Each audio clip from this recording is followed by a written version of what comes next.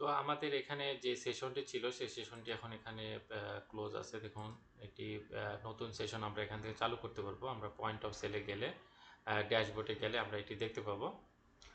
তো এই সেশনটি যেহেতু এখানে ক্লোজ আছে, তো এখন অ্যাকাউন্টিংয়ে যদি আমরা দেখি, অ্যাকাউন্টিংয়ের রিপোর্ট আমরা এখান থেকে বের করি, তাহলে আমাদের যেই টোটাল যেই অর্ডার আছে সেটি আমরা দেখতে পাবো। ফর এক্সাম্পল এখানে আমি যদি অর্ডারের মধ্যে যাই, তাহলে আমাদের এখানে কিন্তু টোটাল 528 এখানে আছে, এবং এটার এগেনস্টে যে ট্যাক্স আছে সেই ট্যাক্সটি আমরা ট্যাক্স রিপোর্ট থেকে দেখতে পাবো। যেমন অ্যাকাউন্টিংয়ের আন্ডার আমি এসে, তো আমরা এখান থেকে ট্যাক্স রিপোর্টে গেলাম, যাওয়ার পরে এখানে আমি একটা স্টার্ট ডেট ইন ডেট দিব। যেমন ধরেন এখানে স্টার্ট ডেট দিলাম, ইন ডেট দিলাম, এবং এখানে আমি যদি এখন ট্যাক্স রিপোর্টটা বের করি, তাহলে এই যে ট্যাক্স রিপোর্ট যেটি বের হলো এটি দেখুন, এই যে 559.13 এবং 68.87, এই দুইটা যদি আপনি সামারি করেন প্লাস করেন, তাহলে এই যে টোটাল যেই সেল সেটি আসবে। এবং এখানে আপনার যে ট্যাক্সের যে ভ্যালুটা, যেটা আগে হচ্ছে এইটা ছিল, অর্থাৎ আমার ওই পোস্ট করার আগে, অর্থাৎ যে সেশন এখানে চলছিল সেই সেশনটার মধ্যে যে এটি আগের ভিউটা, অর্থাৎ এই যে এখানে এই কয়টা কিন্তু পোস্ট করা হয়েছিল না। পোস্ট না করার কারণে এটা কিন্তু অ্যাকাউন্টিংয়ের মধ্যে যাবে না। তো আপনারা যখন ড্যাশবোর্ডে এসে পোস্ট করছেন, পোস্ট করার পরে তখন কিন্তু এই যে এটা হচ্ছে পোস্ট করার আগেরটা, আর পোস্ট করার পরে যেটা সেটা হচ্ছে যে অ্যাকাউন্টিং থেকে এখন এখন যেটা বের করা হইলো, এই যে আমি ডাউনলোড করে দেখাই। এই যে এখন দেখুন এটা কিন্তু ভ্যালুটা ওই টোটালটা দেখাচ্ছে, কারণ পোস্ট করার আগে আগে যেটা ছিল সেটি সেটি এই কয়টা পোস্ট করা ছিল না। এখন আপনারা যদি অর্ডারের মধ্যে যান, এই জন্য দেখুন এখন পোস্ট হয়ে গেছে। যেহেতু পোস্ট হয়ে গেছে এই কারণে আপনার এইটা এবং এটা যোগ করে যেইটা ভ্যালু হবে সেটা কিন্তু টোটাল আপনার হচ্ছে এই যে এই ভ্যালুটা। এবং এখানে ট্যাক্স আপনাকে কত সাবমিট করতে হবে, এই যে 68.87। তো এইভাবে দেখতে পারবেন। তো এইখানে আপনার এই যে মেনু যেটা আছে, এই মেনু থেকে আপনারা এই যে এখানে দেখুন বাম পাশে মেনু পয়েন্ট অফ সেল থেকে এই যে অ্যাকাউন্টিংয়ের মধ্যে আসতে হবে। এছাড়া আপনারা যদি ভেন্ডর অর্থাৎ কোনো কিছু পারচেস করেন সেক্ষেত্রে এটা এন্ট্রি দিতে হবে এখানে, যে ভেন্ডর তারপরে বিল, ভেন্ডর বিল। কোনো কিছু পারচেস করছেন তাহলে পারচেস ট্যাক্স আপনি অ্যাপ্লাই করতে পারবেন। সেক্ষেত্রে আপনি এখানে ভেন্ডর বানায় এখানে ভেন্ডরের নাম লিখতে হবে এখানে। এরপরে হচ্ছে আপনার কি কি প্রোডাক্ট আপনি ভেন্ডরের কাছ থেকে পারচেস করছেন সেই প্রোডাক্টগুলো এখানে অ্যাড করতে হবে। অ্যাড করা হয়ে গেলে এখানে কনফার্ম করে দিবেন। কনফার্ম করে দিলে এটা কিন্তু আপনার হচ্ছে ওই পারচেস ট্যাক্সের মধ্যে চলে যাবে। তখন কিন্তু আপনি এটি হচ্ছে ওই যে sales tax minus purchase tax করে এই জিনিসটি কিন্তু আপনি সাবমিট করতে পারবেন। ফর এক্সাম্পল আমি একটু দেখাই।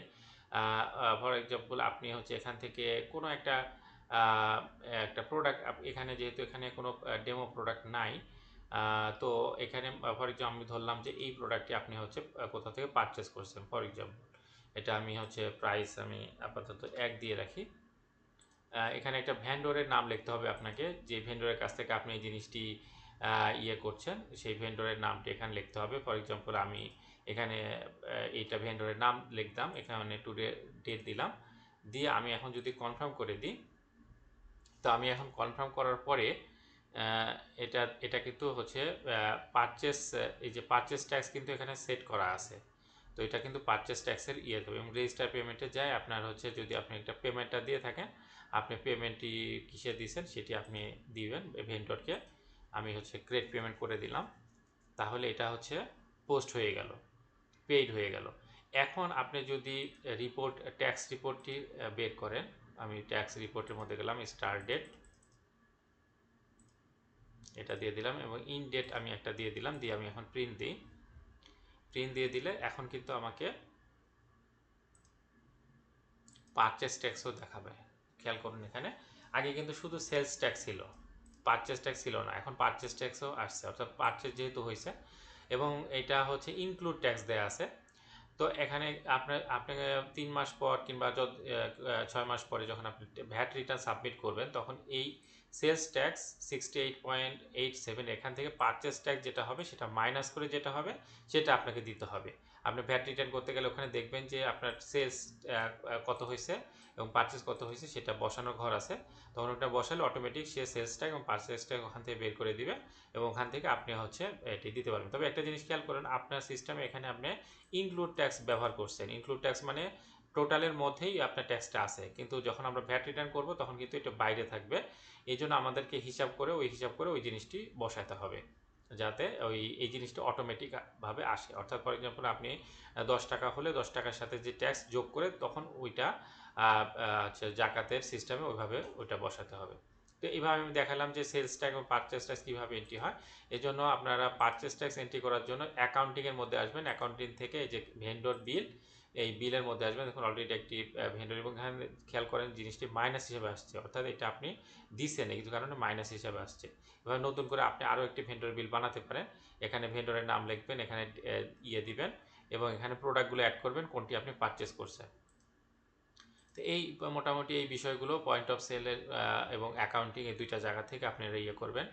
অ্যাকাউন্টিং থেকে মেনলি আপনারা হচ্ছে ভেন্ডর বিল এটা করবেন এবং ট্যাক্স রিপোর্টটি দেখবেন। আর বাকি অন্যান্য যত কাজ আছে সব কিছু, যেমন রিপোর্টিং, সেলস ডিটেলস রিপোর্ট এবং হচ্ছে কাস্টমার বানানো, অর্ডারগুলো চেক করা, সেশন চেক করা, পেমেন্ট চেক করা, সব কিছু আপনার পয়েন্ট অফ সেলে পাবেন।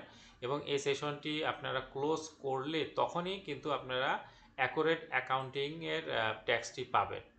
এটি ওপেন থাকলে, যেমন দেখুন আমি ক্লোজ করে রাখছি, আমি এটি ক্লোজ না করলে কিন্তু আপনারা ওই অ্যাকাউন্টিংয়ের মধ্যে আসবে না। তো এখান থেকে আপনি আবার নিউ সেশন চালু করতে পারবেন। নিউ সেশন চালু করে আবার ওইটা আপনার ইয়ের থেকে আপনি ক্লোজ করে দিতে পারবেন।